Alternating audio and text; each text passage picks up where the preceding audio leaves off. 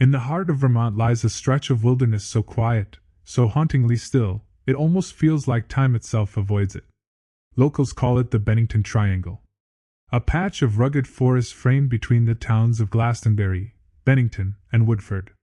It looks peaceful at first glance, tall evergreens swaying in the mist, rivers carving through granite, mountain fog rolling in like a ghostly tide. But beneath that calm exterior lies one of America's strangest mysteries. Between 1945 and 1950, a series of unexplained disappearances gripped the region. Hikers, hunters, and even a bus full of tourists claimed to have seen things in the woods that defied explanation. And 5 people, in particular, vanished without a trace. No evidence, no bodies, no answers. Locals say the forest is cursed. Geologists say it's magnetic interference. Paranormal investigators whisper about portals and time rifts. But one thing is certain, something happened in Bennington that no one can explain, and whatever it was, it still waits among the trees. It started with Mid-Eye Rivers, a 74-year-old hunting guide known for his skill navigating the Vermont wilderness. On November 12, 1945, Rivers led a small group of hunters into the woods near Hell Hollow Brook. They trusted him completely. He'd walked those trails all his life. But on the way back to camp, he walked just a few steps ahead, and was never seen again. The group waited, called out, searched through the pines, but there was no response. Only silence, heavy and absolute. Search parties combed the forest for weeks, finding no footprints, no torn fabric, not even a broken branch. It was as if Rivers had dissolved into thin air. Locals whispered that the mountain had taken him, that some places in Glastenbury didn't obey the laws of nature. His disappearance should have been an isolated tragedy, the kind small towns mourn and move on from. But a year later, it happened again. In December 1946, 18-year-old Paula Weldon, a college student from Bennington College, decided to hike a section of the Long Trail, a popular route winding through the Green Mountains. It was late afternoon when she left campus, wearing only a red parka, a detail that would haunt searchers later. Several witnesses saw her walking toward the trail entrance, cheerful and unafraid. A few even greeted her along the path. But as twilight deepened, Paula never came back. The largest search in Vermont's history was launched, over 1,000 volunteers, soldiers, and bloodhounds scouring the mountainside. They found nothing. The dogs lost her scent abruptly near a bridge, as if she had stepped off the earth itself. No blood, no tracks, no torn fabric, no struggle. One hiker claimed to see a figure in red vanish into the trees. Another swore the air went silent in that moment, not even the birds made a sound. Some say Paula fell into a hidden cave or an old mine shaft. Others believe she walked into a place that doesn't exist on any map. By 1949, fear had rooted itself in the region. Locals avoided the deep woods, travelers refused to pass through Glastenbury Mountain after dark, and hunters went armed, not for bears, but for something unseen. That autumn, James Tedford, a veteran returning from St. Albans, boarded a bus heading to Bennington. He was last seen sitting quietly in his seat as the bus rolled through the winding forest roads. When the bus arrived, his luggage was still in the overhead rack, his ticket stubs still on the seat, but Tedford himself had vanished. Passengers swore he was there moments before, reading a pamphlet, staring out the window, and then, gone. No one saw him get off. No one saw him fall. It was as if the air itself had swallowed him mid-ride. 3 disappearances in 4 years, and the locals began to whisper that the forest had hunger. Then came Paul Jepson, an 8-year-old boy who vanished in October 1950. His mother left him in her truck while she tended to pigs on their family farm near the Glastenbury woods.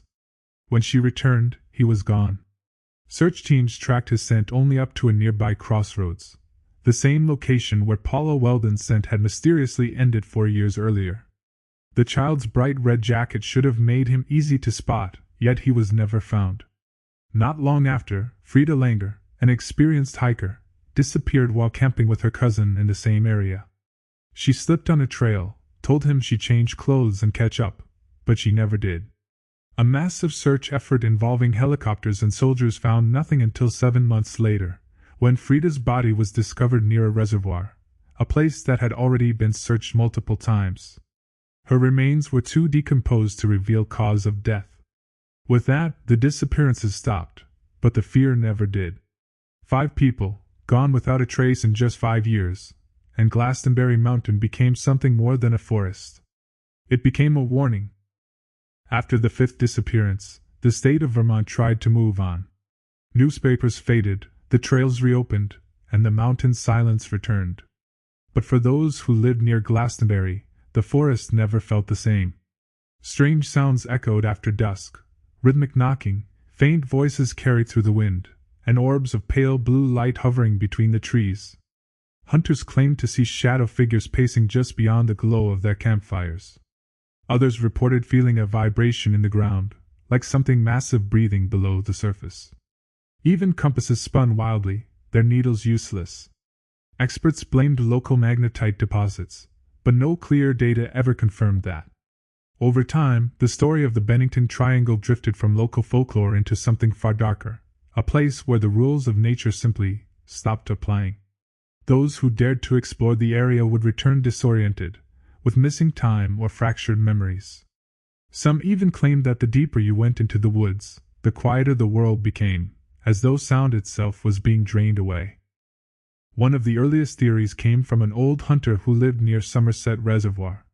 He believed there was a network of caves beneath Glastenbury Mountain, deep, ancient tunnels running for miles. He said they were unstable, that anyone who stepped near their entrances might be swallowed whole. Archaeologists have since confirmed that parts of the region are riddled with sinkholes and vertical shafts, remnants of old mining operations from the 1800s. But that didn't explain everything. You see, people who vanish down holes leave evidence: broken ground, collapsed dirt, torn clothing. None of that was ever found. Still, the underground theory persisted. One park ranger who led several searches later admitted something chilling. When you stand still long enough, you can hear air moving below your feet, like the mountain's hollow. Some locals think that hollow breath is what calls people in. Others think it's something older, ancient, maybe even alive. Then there's the theory of the time slip, that Glastenbury isn't just haunted, but unstable in time itself. Several hikers who returned from the area told the same eerie story. They would suddenly notice that the forest had gone completely silent, like sound had been erased. No wind, no insects, no crunch of their own boots. Then, for just a moment, the air shimmered, like heat distortion on asphalt, and the trees seemed to shift position. When they blinked, it was over, but their watches had jumped forward hours. One man, a surveyor from Albany, said he spent 30 minutes hiking before finding his car again, only to realize the sun had moved halfway across the sky. His map didn't match the terrain anymore. The long trail he'd walked for years appeared to have rerouted itself entirely. He never went back. The time-slip theory isn't unique to Bennington. Similar stories come from the Bridgewater Triangle in Massachusetts and the Skinwalker Ranch in Utah. But here, the silence feels different. It's not peaceful. It's expectant, like the woods are waiting. And then there are the lights.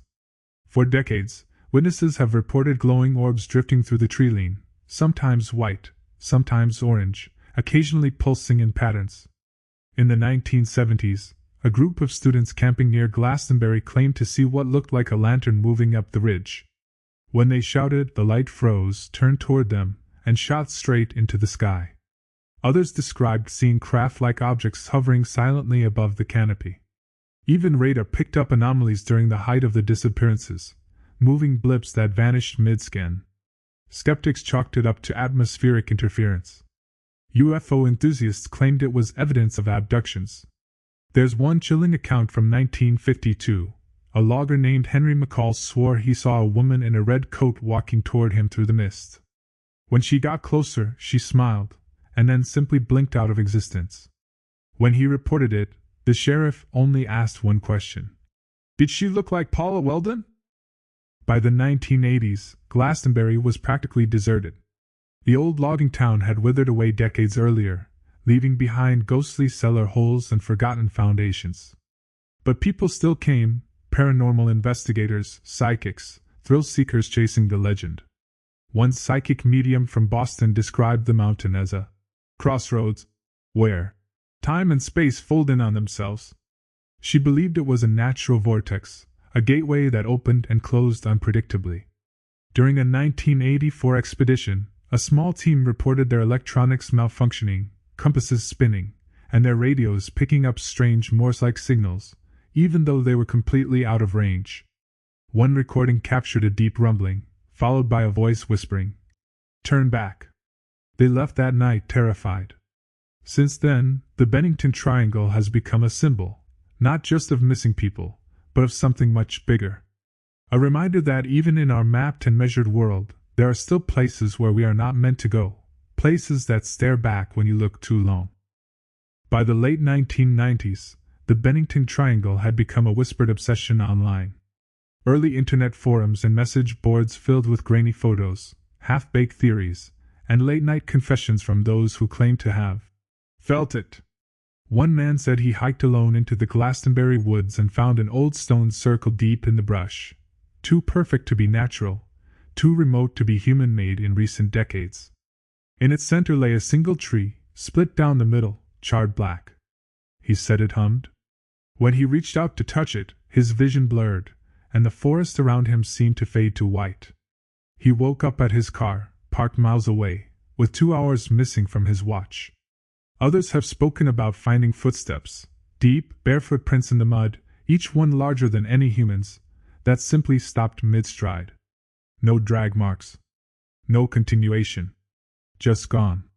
Experts say people see patterns where there are none, but after 5 disappearances, hundreds of strange lights, and stories that repeat for generations, coincidence starts to lose its power. The skeptics, of course, offered simpler answers. They said the terrain around Glastenbury is treacherous, steep slopes, loose soil, unpredictable weather. They blamed hypothermia, disorientation, wild animals, and accidents. Logical, sure. But that doesn't explain why so many of the vanished were experienced outdoorsmen. Paula Weldon wasn't a thrill-seeking amateur. She was young, healthy, and familiar with the trail. Nidai Rivers, a seasoned guide, could navigate those woods blindfolded. For them to simply vanish without leaving behind clothing, packs, or remains, that's not weather. That's something else. One state investigator once told a local paper, "We can track deer across ice in January, but we couldn't track a single one of them." Over time, reports of strange magnetic interference, dead zones, where compasses refused to settle, and animals fleeing the area became too common to ignore. Even the birds avoided Glastonbury's higher ridges. It was as if the entire ecosystem knew something humans refused to admit, that the mountain was cursed, or maybe worse, alive. Folklore says Glastenbury was sacred long before settlers arrived. The Abenaki tribe called it Taboo Mountain, and warned their people never to climb it. They believed it was a portal, a place where the physical and spiritual worlds overlapped. Some elders spoke of a stone mouth that devoured those who stepped too close. Sound familiar? The Abenaki stories mirror what modern hikers call the Bennington Triangle. Locals dismissed those old legends as superstition, until history began to repeat itself. Every culture has its haunted places, but Bennington's curse doesn't just scare, it consumes. The deeper you go into its mythos, the more the lines blur between reality and story. Archaeologists who explored the mountain in the 1930s found strange stone markers, aligned in patterns that didn't match any known tribal structure. Some suggested they might have astronomical significance, pointing toward constellations that no longer appear in the same positions today. It was as if Glastonbury's curse extended not only through geography, but through time itself. In 2008, a documentary crew set out to record an independent film titled Lost in Bennington. The crew of 3 filmmakers and a sound engineer planned to camp for 3 nights. Only 2 returned. Their cameras were recovered, but most of the footage was corrupted, high-pitched static replacing audio, images that glitched and blurred into unrecognizable shapes. In one surviving frame, something tall and humanoid stands in the background, motionless, pale, with no visible face. The authorities called it a technical malfunction. The surviving members refused to speak publicly. One later posted anonymously on a Reddit thread, saying only, "It didn't want to be filmed." Since then, hikers still find strange metal fragments buried near the old logging roads, like pieces of equipment that melted and fused together. Radiation tests come back clean, but compasses spin violently when placed nearby. Whatever happened that night in 2008, Glastenbury Mountain made sure it stayed buried.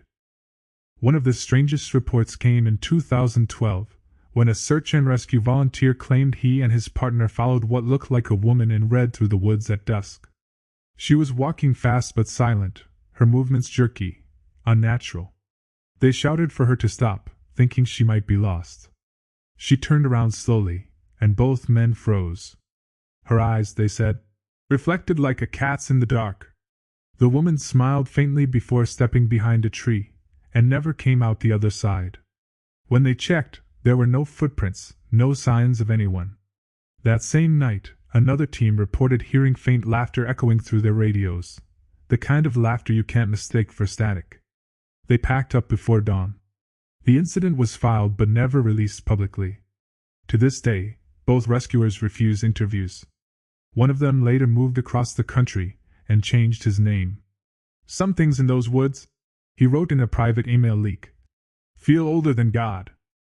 The deeper you dig into Bennington's past, the more unsettling it becomes. Old mining records suggest something was extracted from the region long before Vermont's official settlement, minerals that don't appear on any geological map. A classified U.S. Geological Survey report from 1949 mentions anomalous magnetic resonance patterns beneath Glastenbury's peak, strong enough to disrupt navigational instruments.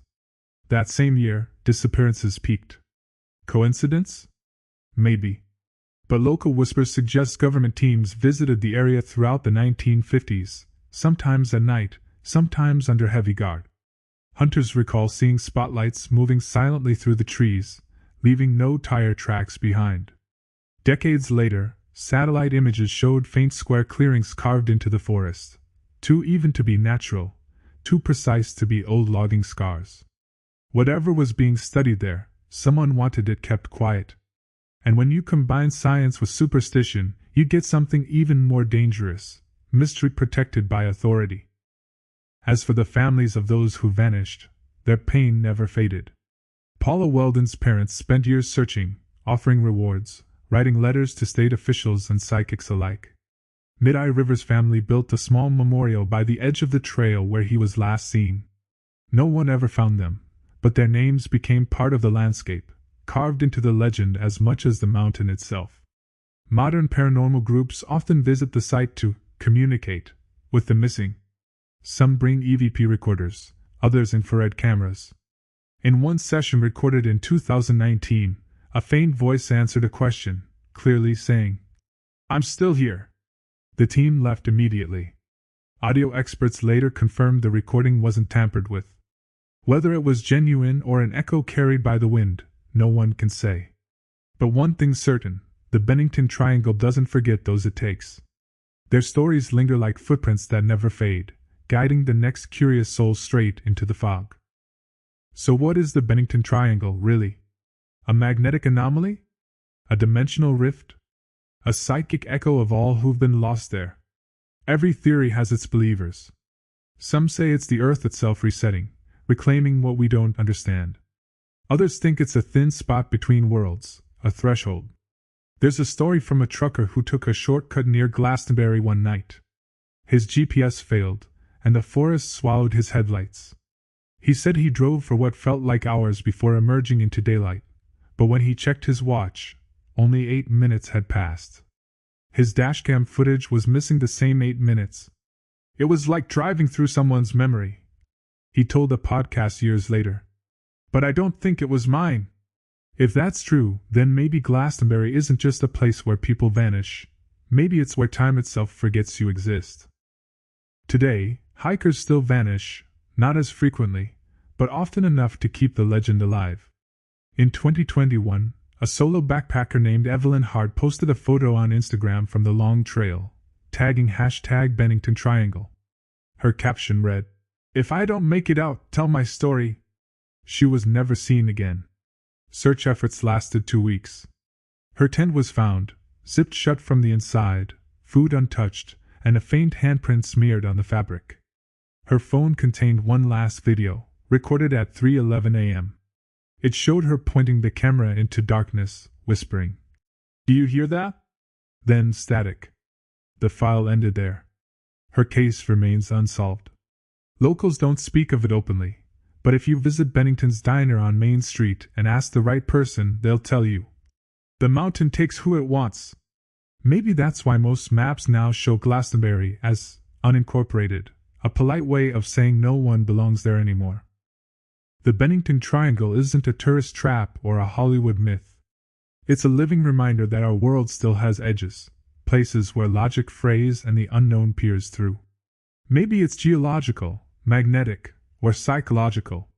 Or maybe it's something older, something that feeds on curiosity.